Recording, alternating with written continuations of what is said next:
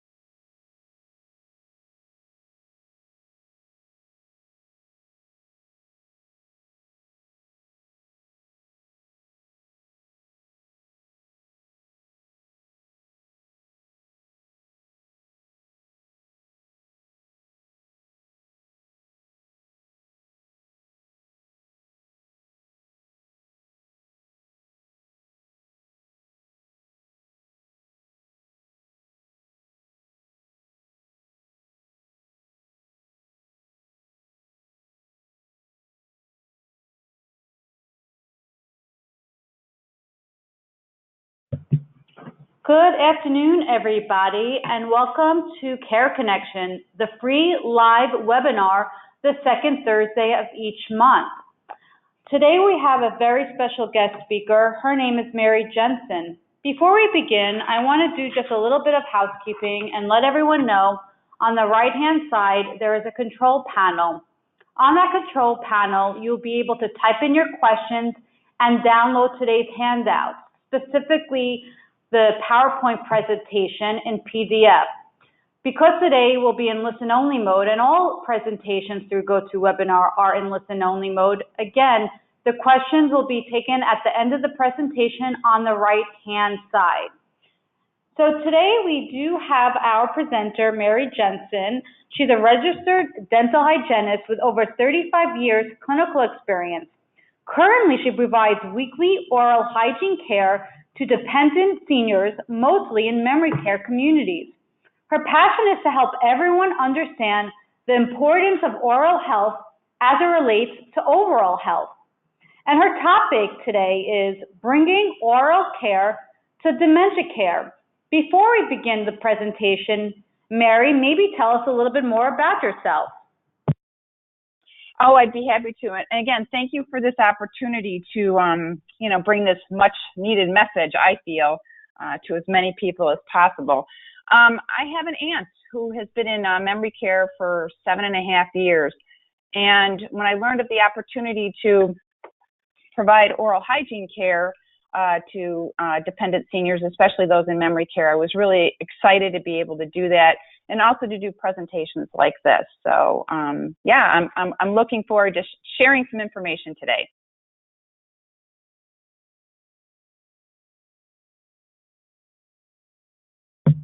So we're going to begin today. Thank you, Mary, and now you'll be beginning the presentation. Great. So as said, I am a registered dental hygienist, and I'm currently with a group of dental hygienists called the Highlife Oral Health Alliance. And our whole focus is committed to enhancing the oral health of older adults because many times they're not able to do their own oral health. And you'll see some statistics coming in the presentation. I like to say I'm bringing oral care to dementia care. I think it's a really important component of overall health. And again, this presentation will talk a great deal about that. So everybody's heard that term, silver tsunami, right? It's coming our way. So here's just some basic facts. 10,000 people every day in the United States turn 65.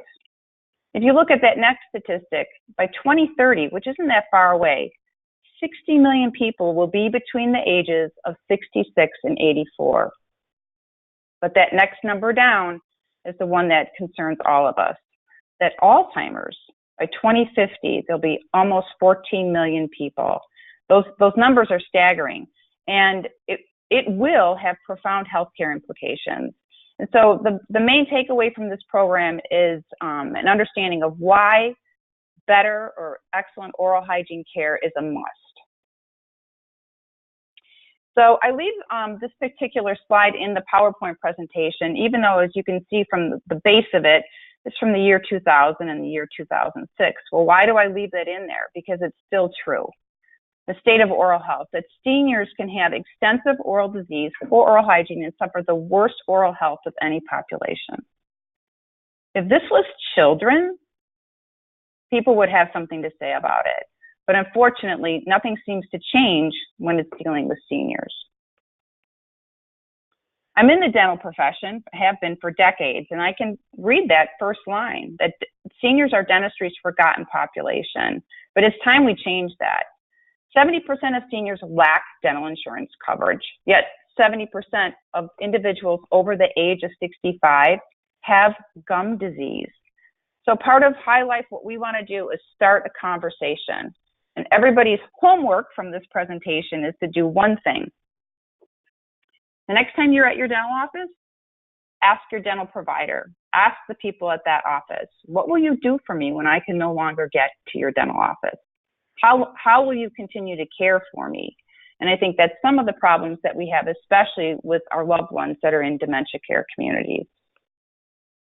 So what do we know? We know that periodontal or gum disease, you'll kind of hear those terms used interchangeably, is the most common inflammatory disease. We know that the health of your gums impacts not just your mouth, but the rest of your body. And we're going to talk a little bit about what's called the oral systemic link. We know that any kind of inflammation in the body increases your overall health risk.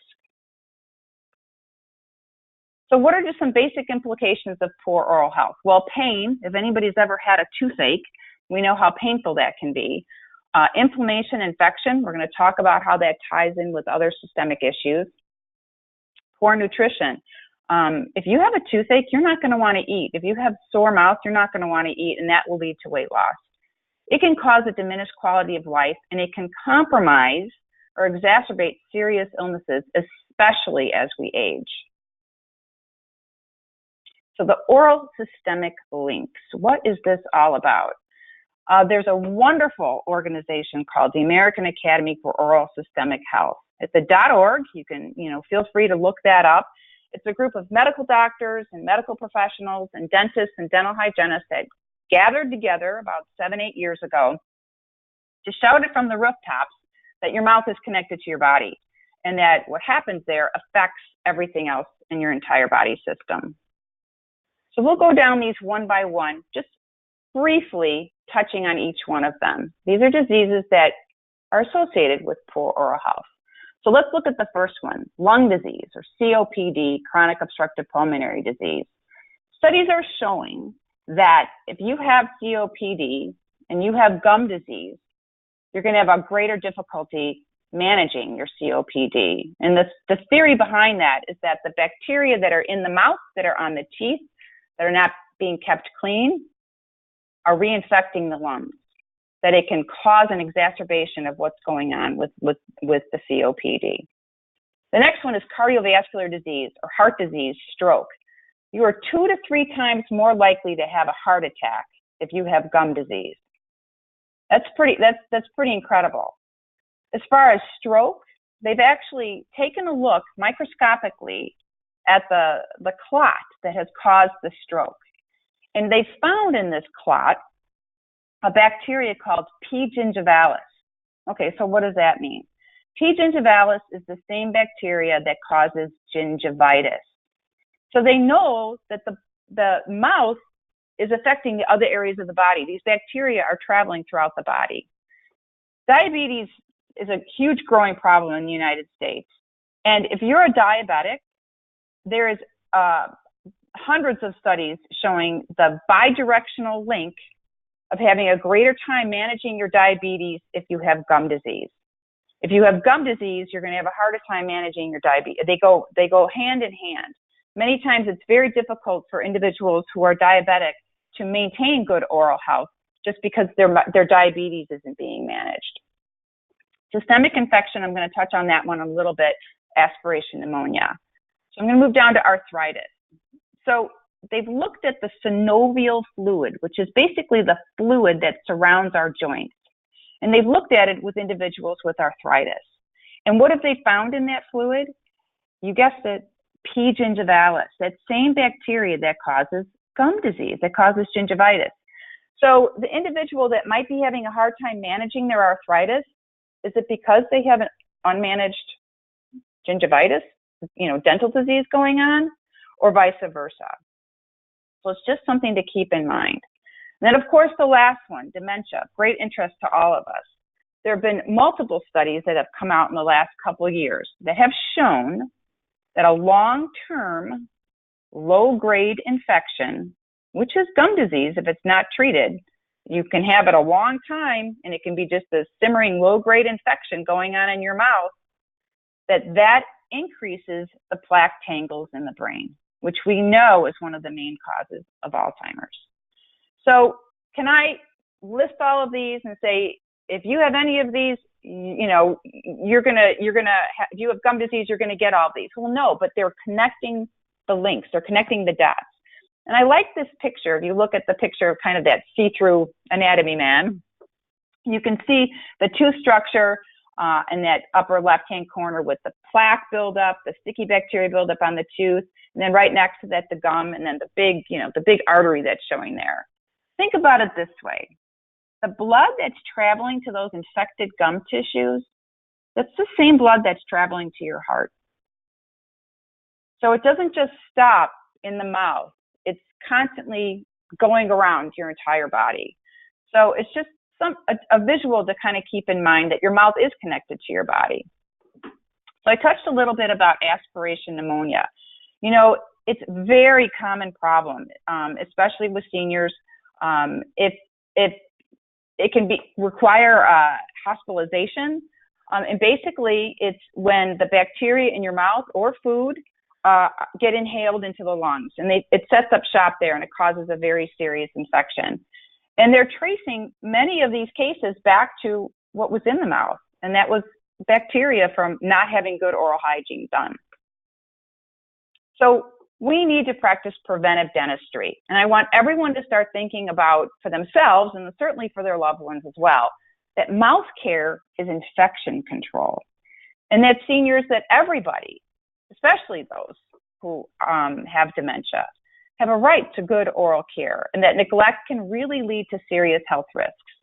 We need to start thinking about toothbrushing, that it's not grooming, it's not hair combing, it's not like shaving. It truly is infection control.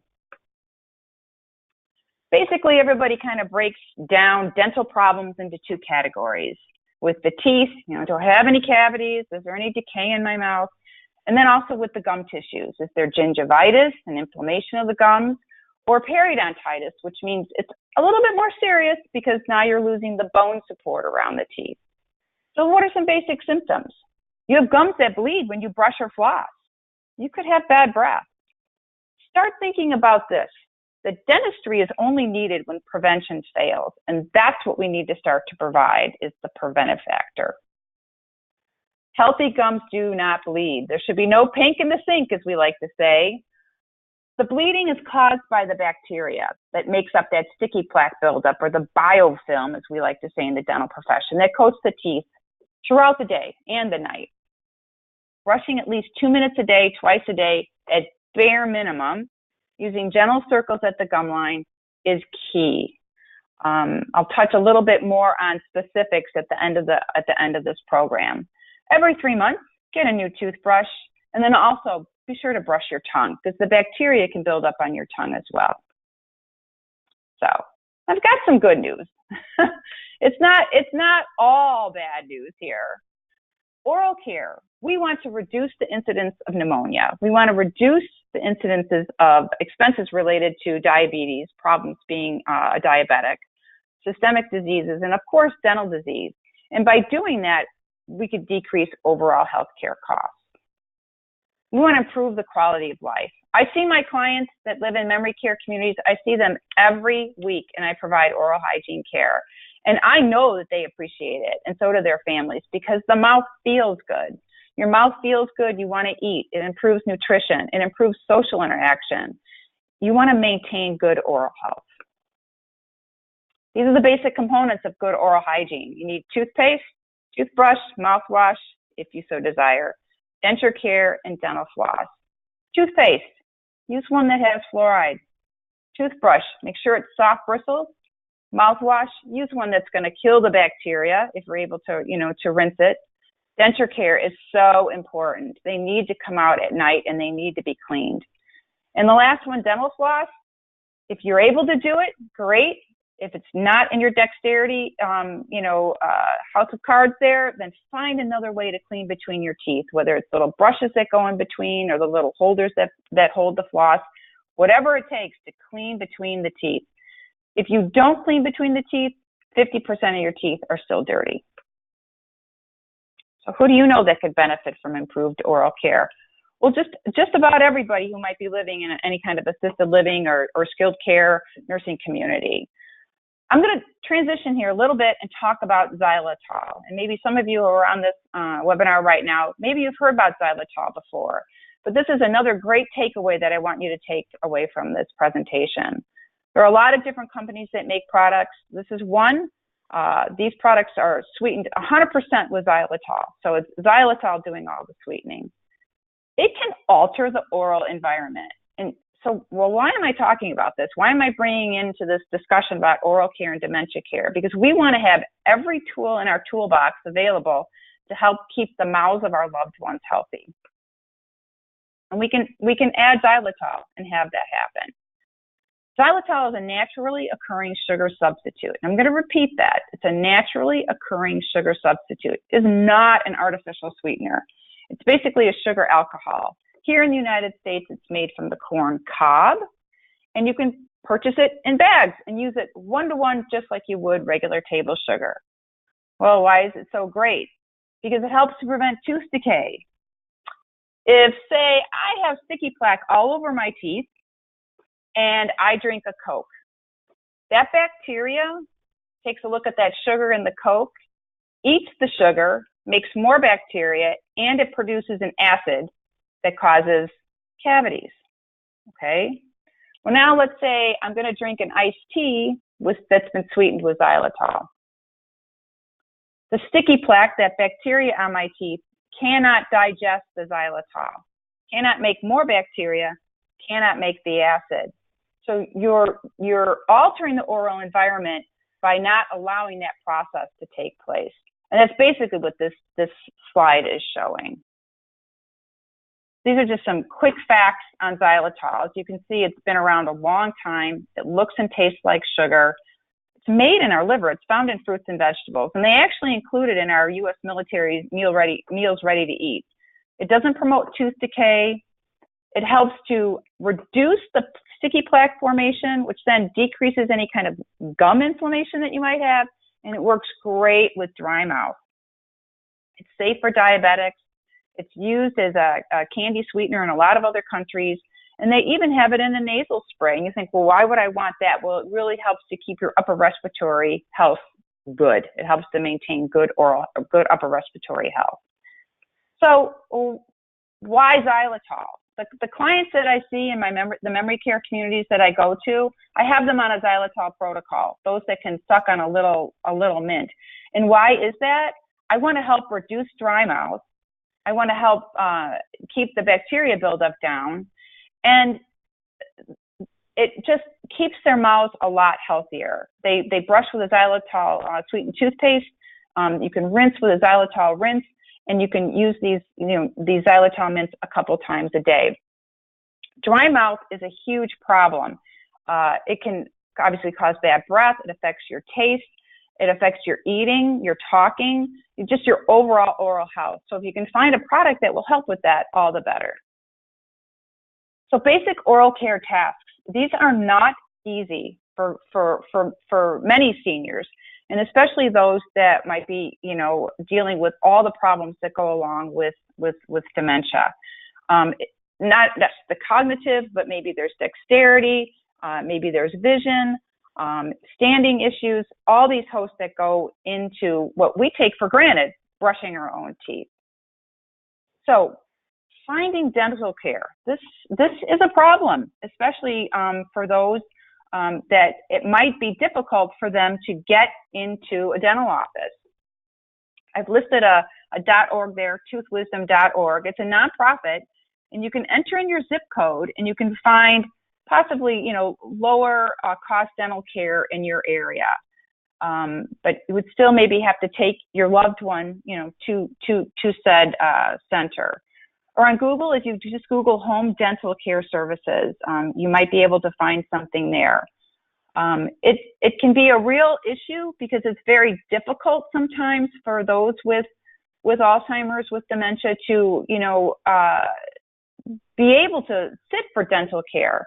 And so what we're trying to do is to back that up and provide the weekly oral hygiene care in the hopes that hopefully no further problems will occur, that we're going to prevent problems that would require dentistry to be done. So we all know the benefits of good oral health, speaking, eating, socializing, good health. We want that for everybody. So if you're providing oral hygiene care for a loved one at home, be prepared. That would be my first recommendation. Set up the toothbrush, whether it's at the kitchen sink or whether it's in the bathroom, wherever the individual might feel most comfortable. And you can put a thin layer of toothpaste, and I'm talking really thin. I recommend using an infant gel. It's really, really sweet. They sweeten it with xylitol. It's safe to swallow. So if the individual that you're helping can't swallow or can't rinse, you don't have to worry. And it doesn't foam. It doesn't get all foamy like regular toothpaste. So it's much easier to see where you're brushing. Warm that brush up under a little warm water to start with as well. Have a cup of water ready to rinse. And whatever is most comfortable, sometimes standing at the sink, sometimes sitting at the sink. Ask the individual to brush. Be positive about it. And obviously, if this is not possible for the individual to brush their own teeth, put the toothbrush in their hand, their dominant hand, and then put your hand over their hand, and see if you can brush together. Just trying to do gentle circular pattern along the gum line. That's the most important area to keep clean. And ask your dental professional what might work best to help clean between the teeth. There are a lot of different things that are on the market that'll go between brushes. Obviously, certainly there's floss, and see what will work best. And just be as proactive as possible as keeping the mouth as healthy as possible, as early as possible, I should say. In assisted living or a memory care community providing oral hygiene care, my first thing would be to ask who's providing the care. What are they doing? Are they just brushing? Are they cleaning between the teeth somehow with floss or with little small brushes? And how often are they doing it? Is it once or twice a day? Get the specifics. And what training did that caregiver receive on how to do this? And, how is your loved one responding to this oral care? Are they cooperative? And what steps are being taken to make it successful? I do a lot of CNA presentations. We're all in this together, and we all need to share information as to what techniques work really well at helping somebody maintain good oral health. Many times the individual might clench, and I know that can make it more difficult. But I say if you get the outside, you've gotten 50%. That's 50%. You're not going to bat a home run every time you go up to bat. So hit a home run every time you go up to bat. So think about doing the best that you can every time that you provide that oral hygiene care. So this is my contact information. Again, I'm with the Highlife Oral Health Alliance. I see clients many days a week in multiple memory care communities. I'm located just outside of in the suburbs of Chicago, and I have a passion for this. It's so important to keep that oral health as healthy as possible, as early as possible, and for as long as possible. So that is the end of my presentation. I love questions, and I hope those who are listening have thought of some, because I would welcome the opportunity to answer them. Thank you, Mary. So we do have a couple of questions waiting. The first question, I know you briefly went over this, but maybe if you have more resources, how do you find dentists that can work with dementia individuals? Yeah, that's the million-dollar question. And I wish I had an answer for you, because I get probably a call or two a month from somebody who's seen my name, somewhere, and they want dental work done, and I don't know of anybody who does it. That's where the conversation needs to start, and it needs to start from the people who are still visiting their dentist on a regular basis. And we need to kind of jumpstart our dental profession into coming up with systems that will provide care for those that can't care for themselves, or get to a clinic that can provide care for them. I wish I had a better answer, but I don't. I know, again, the two. Oh, go ahead. I know that there are some individual professionals that are home visiting doctors, and perhaps if you call your local dental association, each state has a dental association. Do you think maybe through those they could connect individuals with dentists that might have more practice with the senior or older adults or people living with this disease? Sure, you could start there, your local dental association, or if you're in an area that has a dental school, you could try there. As I mentioned, you could Google, dental care at home and see what comes up. And the toothwisdom.org, you can put in your zip code, and they'll help you find care that's in your area, and you could check with those organizations, with those clinics, and maybe they might have a resource for you. But it's difficult. It's difficult. Thank you. How is the dental service you provide paid for? Okay, so the service that I provide, again, is weekly oral hygiene care, and it's private pay by the family. So I see my clients every week, and I provide the brushing, the flossing, the proxy brushing, and all the Xylitol products, the toothbrush, the toothpaste, the mints. Those that are able to use a mint, I'll provide that. Some clients, aren't able to have a mint in their mouth. It wouldn't be safe. And so it's private pay by the family.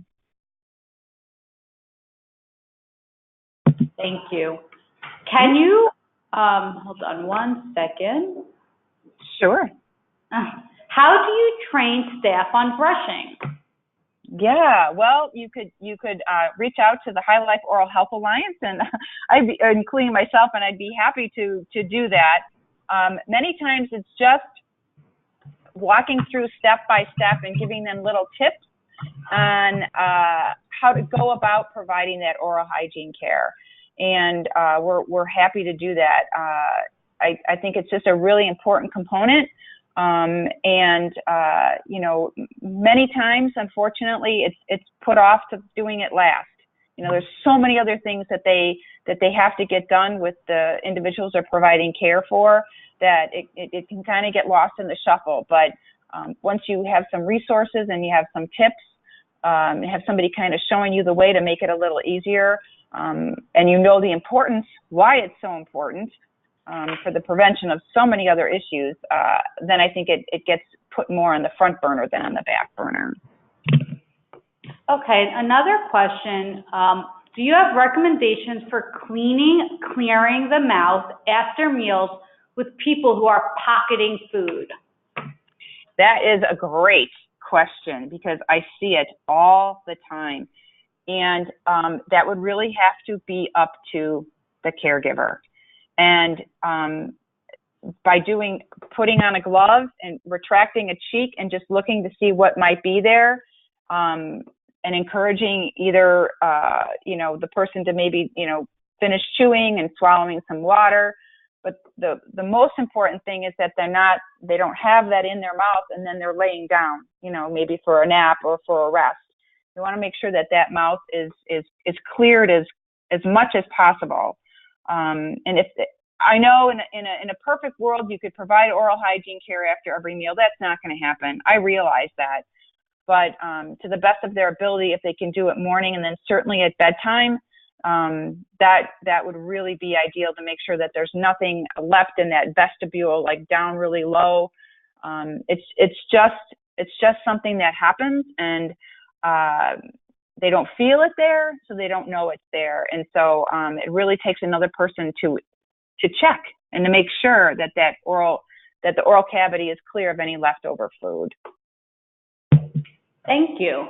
Have you had any success with silver damamine fluoride application every 6 months to stop cavities for dementia individuals? Ooh, good question. Okay, so first I'll explain what silver diamine fluoride is. It's a fluoride, a liquid, that can be applied to decayed teeth, so teeth that have cavities, a tooth that has a cavity, and it actually stops the progression of that decay. It stops the process of that tooth getting worse, and it actually hardens the tooth structure. So it's very easy to apply.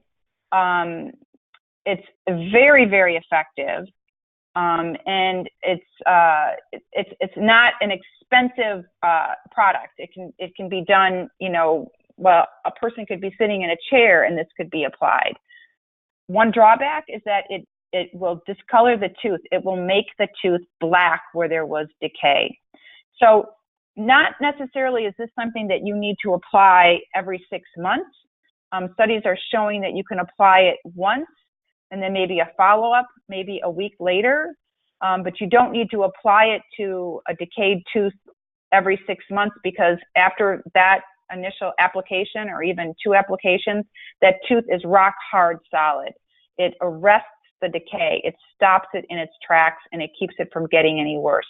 And why would this product be so great? If we could get it in the hands of dental hygienists, dental professionals, and put them in memory care, assisted living communities to apply it to the teeth to stop the decay, it would be fantastic. All of those procedures are dictated by state laws, and that varies state by state. For myself, for example, in the state of Illinois, I can't do that legally without being underneath the supervision of a dentist. But I have used that product on medical mission trips on children, and it works fantastic. Yeah, if you want more information, just Google silver diamine fluoride. It's a wonderful product. Thank you for that.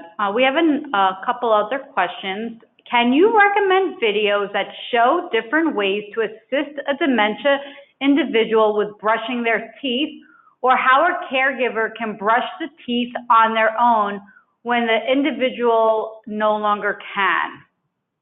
Yeah, I'm a big fan, and maybe many of you have heard of her, Teepa Snow. And she has a wonderful video, I believe you can even get it on YouTube, on oral care and making it as successful as possible with the individual that you're trying to provide the care for. She goes through some different steps, hand over hand, and that kind of thing. So that would be my first recommendation. And then to follow up on that, I would say, for a family member who's trying to provide the care for a loved one, or a caregiver in a community who's trying to provide the care, relax. And it's not maybe going to be 100% successful every time, but the more you do it, the more bacteria you're going to get off the teeth, and the healthier the mouth is going to be. So, just kind of take it slow, and as time goes on, I think you'll find you'll be more and more successful. That's a good question. Thank you. We have another question. Do you recommend using items like the Listerine gel that you put on your tongue used for bad breath, usually, would that help with when the individual with this disease might be demonstrating some difficult oral behaviors? Yeah, if I understand the question correctly, I think they're referring to those little Listerine. They're almost like a little tab that you can place on your tongue and it dissolves. As far as effectiveness of killing any bacteria, I can't cite a study for those or anything like that as how effective that might be. It would probably freshen the breath, temporarily, but really the cause of the bad breath is that bacteria on the teeth. They emit different sulfur emissions, and that's what makes the breath so bad when the teeth aren't brushed. So again, it goes back to the mechanical removal of that bacteria, that sticky plaque on a routine basis in order to freshen the breath. And if the person can, if the individual can suck on something, then I would say, get those xylitol mints going, because you'll get that added benefit of, not putting any sugar in, obviously, but helping to decrease that sticky plaque buildup and reducing the dry mouth. So I would try that as well. We have another question. Does any of this apply to seniors with dentures? Sure. I do have several clients, obviously, that have a combination of, a couple of partials or whatever it might be. And it's so important to keep those clean because, they have shown that the bacteria that builds up on those, if those are left in, that bacteria can be, cause that aspiration pneumonia as well. So proper cleaning of the dentures and partials is imperative. So that's another question individuals can ask, the caregivers of their loved one to see, if that's being done. And it has to be taken out at night. It shouldn't be left in overnight.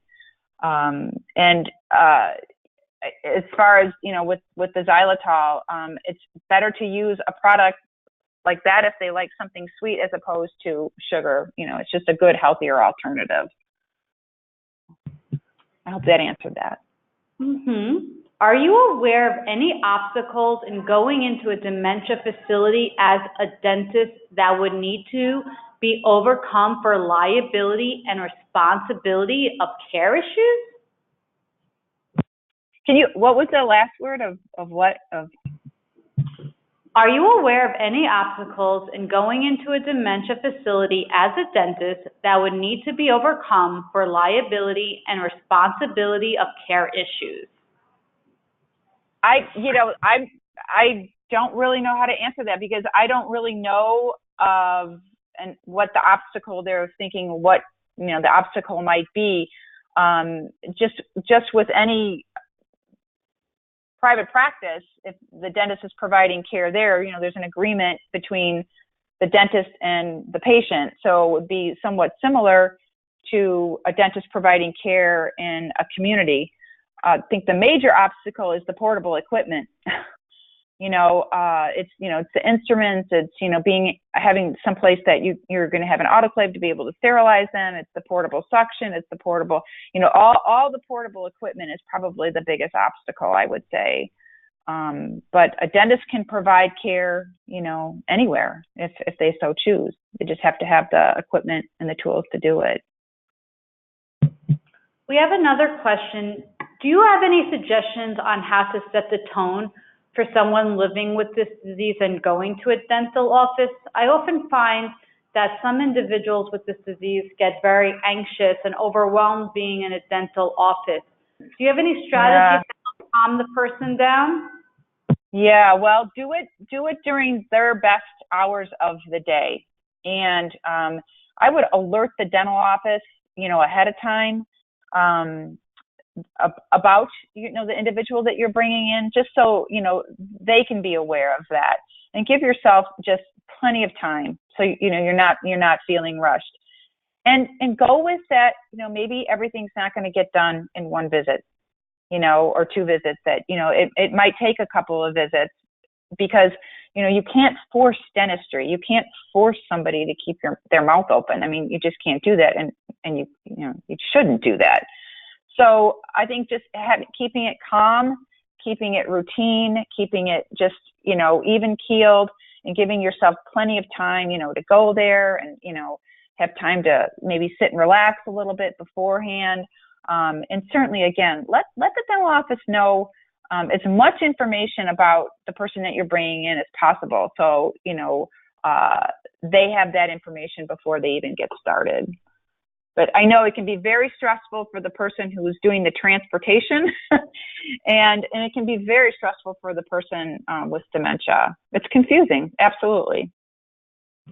Yeah, so maybe perhaps when the individual goes into the dentist's office, if they could play some music, like calming music, to help the person, or if there's something that they could hold on to during the procedure, and maybe also consulting with the person's primary doctor to see if they could help in any way to ease some of the anxieties prior to going into a dental office. Perhaps that could help as well. Sure, absolutely. Yeah, absolutely. And again, maybe picking a time of day at the office where, it's maybe not as crowded, it's not, maybe, closer to lunchtime, but, certainly not like after school where there might be lots of kids there or something like that. I would just, really converse with the dental office and work together to make it as positive an experience as possible. Thank you. We have another question. Do you have any tips for obtaining informed consent from dementia individuals to have dental services provided for a larger group in a dementia facility setting? I don't. That is not my area of expertise, a consent form. So I apologize. I don't really have any information on that. We use a simple waiver for the clients that I see, and it's basically the family or the POA is giving me permission to provide that oral hygiene care weekly, and there's a contract with Highlife as well. But I don't have any information or tips on an informed consent form. I don't. I'm sorry. Thank you. Do you know of any alternative to anesthesia for individuals with dementia when they need to go into the dental office for care? So when you say general, I'm assuming it's local anesthesia where they would numb you up with, people say Novocaine. It's not really Novocaine. It's a different anesthetic, or general anesthesia, which would mean the person would be, lightly to more sedated. There's a lot of different views on that, because sometimes it can take a person with dementia a little bit longer and for general anesthesia to kind of regroup after that. So it would probably be better to do local anesthesia. This is just my personal opinion, not anybody else's. But sometimes, that's hard as well, because, in order to provide that, an injection has to be done and they have to be still for that. So that would go back again to, a group conversation with the family, maybe with the primary care physician and with the dentist. Like, how can we serve, the needs of this individual best? Maybe using some nitrous oxide or in combination, with a local anesthetic would work for some. Yeah, there's different options, but again, having that conversation to figure out what would work best for the individual. Thank you. We have another question. If the person is allergic to fluoride, do you have any alternative things that the person could use? A fluoride allergy, not that would give you the same benefit, but if they're able to, incorporate some products with xylitol, you can get it. You don't get the same type of benefit, but you get a great benefit as far as reducing that plaque buildup and decreasing dry mouth. So you could certainly incorporate the toothpaste with xylitol, the mints, the rinse, whatever would work for the individual. Okay, well, it seems like we are having a little lull now in the questions. We'll wait a couple moments to see if any other individuals will be typing in some questions or comments. So again, we're still taking questions or comments or concerns. While we're waiting, I just want to let everyone know that we have our Alzheimer's Foundation of America Partners in Care Training DVD, and it's now at a cost of $125, and that's under the handout. So if any of you are interested in a training DVD module, again, that is at a cost. It's permanently at $125. I also want to welcome everyone back to next month Care Connection. It's going to be how to talk about elder abuse, and that's going to be on July 12th, 2018, from 1 to 2 p.m. Eastern Time.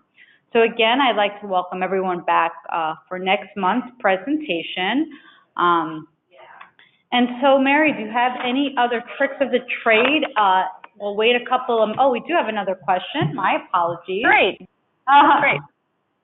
What are a few of your most common dental challenges, and how do you handle them? Dental challenges. Oh, that's a good question too.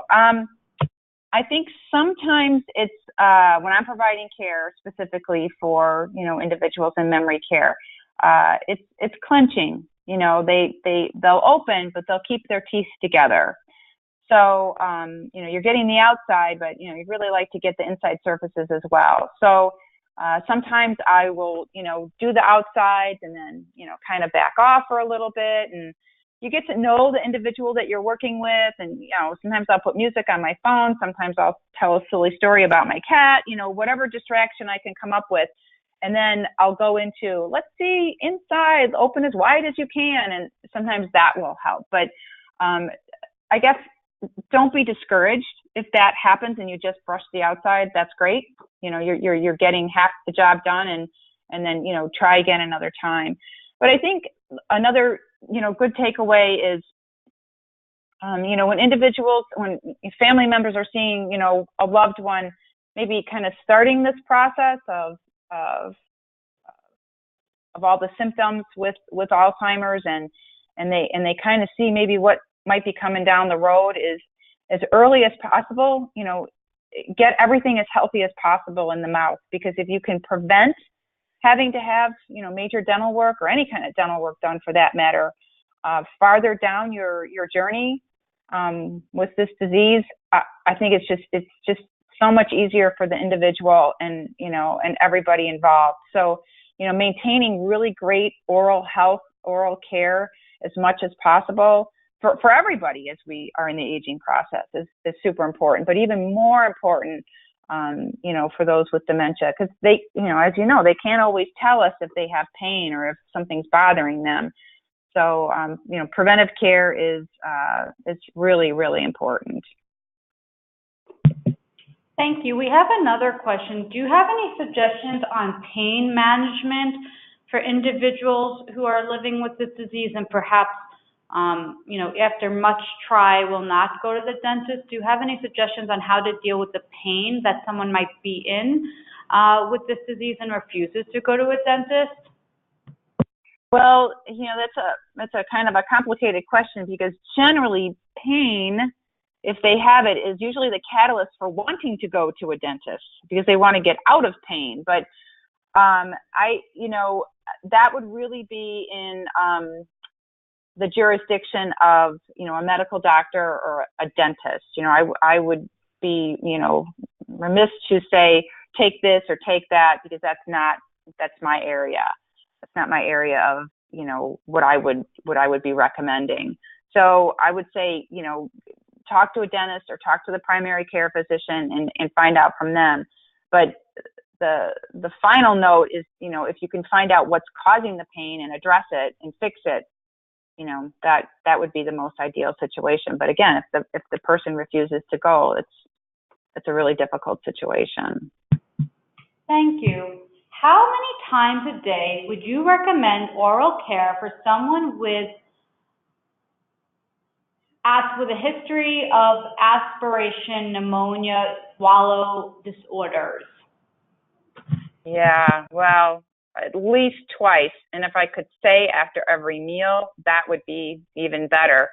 The cleaner you keep the mouth, the better. And it takes time. I realize that. It takes time. The person eats, and then to get them to the bathroom or, wherever you're going to provide care, it's time consuming, but it's really important. And again, using products like an infant gel, you don't have to worry about, rinsing and spitting. They can swallow it, and they make great flavors. So it makes it, really easy to use. And use a toothbrush. I could probably throw that in right now as well. Use just a small, even it could be a child-sized toothbrush if they're a smaller person. A soft bristle brush. Don't use one of those pink, mouth swabs that's got the spongy pink thing on the end. Those are great maybe for hydrating, but they're not going to remove sticky plaque off the teeth. That is not the equivalent of a toothbrush time, is using a pink swipe, one of those swabs. You really need to have bristles against the tooth in order to get that tooth clean. So yeah, if possible after eating. And then it goes, maybe not without saying, but to avoid those carbohydrate, sticky, sweet snacks, throughout the day. We keep them with the meals. I mean, we all love our sweets. I get that, but it's not a service to the individual by giving them something sweet between the meals, and then that sticky sugar is sitting on their teeth until they're brushed again. So it's about diet as well. Thank you. Where can I learn more about the oral systematic connections you mentioned, like COPD and arthritis? Yeah. So the oral systemic link, I would go look at the American Academy of Oral Systemic Health. It's a .org, and there's a wealth of information there. Or if you're just curious, like connection between COPD and oral health, Google it. You will find information on how, again, they're tying all these things together. You can't stand up and say gum disease is going to give you a heart attack. Well, no, but are you at a greater risk? Studies are showing yes. So we would all want to do everything in our capabilities to reduce our risk, and oral care, having wonderful, clean, healthy mouth is part of that. All right, thank you. We have another question. Do you have any advice for reducing the frequency of snacking throughout the day to reduce tooth decay for individuals living with this disease? Yeah, I kind of just touched on that, reducing the frequency of the snack, or, depending on what the snack is, the higher sugar content of the snack, the greater risk of increasing cavities, because you've got that sugar component coming into the mix that's going to work with that bacteria on the teeth to cause the production of an acid that's going to, reduce, break down the enamel. And then if you throw in a dry mouth situation, and there's 400 medications that are over the counter or prescription right now that have a side effect of dry mouth. So if you think about the number of medications some people might be on, chances are they have a dry mouth, they have decreased saliva. That too will increase, the cavity rate. So just do your due diligence and find out, are they having 3 cookies in the morning and 3 cookies in the afternoon? Well, see if they can come up with maybe a fruit choice in the morning or something like that. Not to say that, you can never have a sweet treat in life. I'm not saying that. There's got to be birthday cake, but it's the frequency. And if it's every day, that will definitely lead to dental issues, especially if the oral care is not being done. It's just a combination factor there. Right, Yeah. and I would also recommend consulting with a nutritionist to see what substitutions could be made in the diet of the individual, since we know dietary needs are such an individualized plan of care. A nutritionist, exactly. It's a great person to connect with as well. Thank you for all these wonderful suggestions. We have time for a couple more questions, so if any of you have any other questions, we have a couple more moments, and I know Mary will be happy to take them. You've been Great, Mary. I want to let you know that we've had so many people type in how great you were and singing your thank you. praises. I certainly learned some new things today, a lot of new things. So I'm happy that we were able to have you and for you to volunteer your time and expertise on such an important type of care, oral care, that we all, as professionals and direct care partners, should know in order to have our individuals have good oral hygiene. So I really do appreciate you taking out your time today to educate all of us on a very important need and a very important topic. I can't thank you enough, Mary. No, thank you. Thank you for having me. I enjoyed it, and these questions have been great. These questions have been great. Thank you. Right, we've had a lot of great questions, and so with that, I also want to thank all of our participants for taking time out of their busy schedule to learn with us today. And like I noted earlier, we will be having another Care Connection webinar July 12th from 1 to 2 p.m. Eastern Time, and the topic is going to be how to talk about elder abuse. So that will be another great learning opportunity for all of you on the line today.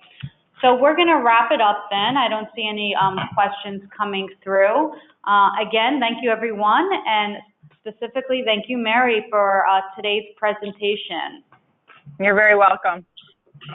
All right, everyone, have a good rest of the day, and I look forward to having you all back next month on July 12th from 1 to 2 p.m. Eastern Time. Bye, everybody.